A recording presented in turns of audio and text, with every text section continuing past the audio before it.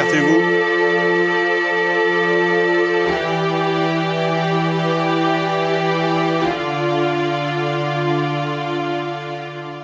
L'arrêt cardiaque survient dans différentes circonstances accidentelles, comme une noyade, une électrisation, une intoxication, mais la cause la plus fréquente reste la mort subite. Cela représente 50 000 morts par an en France.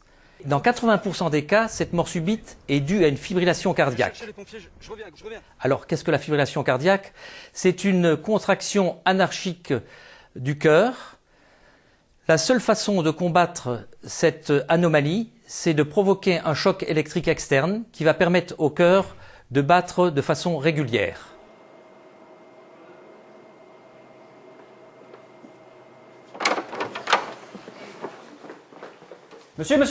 Monsieur, réveillez-vous! Ouvrez les yeux! Serrez-moi la main! Au secours! La victime ne réagit pas, elle est inconsciente. Pour vérifier sa respiration, on bascule sa tête en arrière pour dégager les voies aériennes. En approchant l'oreille de sa bouche, on peut sentir ou entendre un souffle. En l'absence de ces signes, on est face à une personne en arrêt cardio-respiratoire. Les pompiers de la Moselle, j'écoute. Oui, bonjour, je me trouve au 29 rue Leclerc à Delme. Je suis en présence d'une personne en arrêt cardio-respiratoire. Actuellement, je vais me saisir d'un défibrillateur et je me rends auprès de la personne pour effectuer une réanimation cardiopulmonaire. Est-ce que je peux raccrocher? Les pompiers sont en route, monsieur, vous pouvez raccrocher. Le défibrillateur devra être utilisé dans les plus brefs délais. En effet, toute minute perdue représente 10% de chances de survie en moins. Ici, le temps est un tueur. Il faut agir dans les plus brefs délais.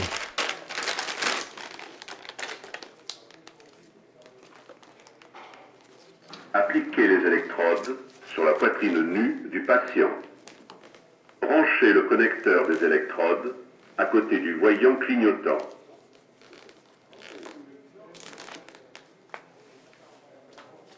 Appliquez les électrodes. Branchez le connecteur. Analyse du rythme cardiaque en cours. Ne pas toucher le patient. Choc recommandé. Appareil en charge. Restez à l'écart du patient.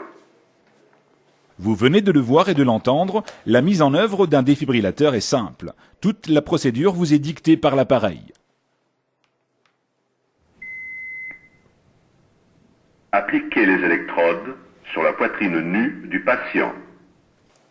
Des pictogrammes permettent d'installer sans risque d'erreur les électrodes destinées à analyser le rythme cardiaque et envoyer éventuellement une décharge électrique. Branchez le connecteur des électrodes à côté du voyant clignotant.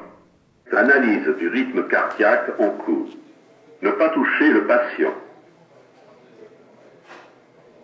Choc recommandé. Appareil en charge. Restez à l'écart du patient. Personne ne s'approche. Délivrez le choc maintenant. Appuyez sur la touche orange maintenant. Choc délivré. En pause. Si nécessaire, pratiquez la réanimation cardiopulmonaire.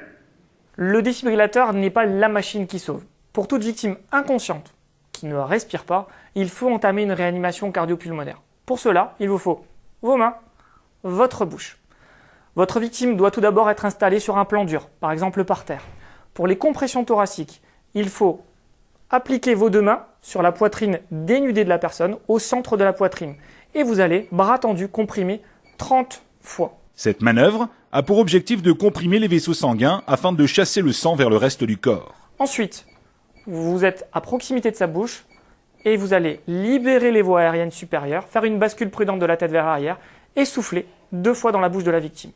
Cette manœuvre permet d'envoyer de l'air dans les poumons. Jusqu'à l'arrivée des secours, vous devez continuer la réanimation cardiopulmonaire et suivre les consignes et instructions du défibrillateur.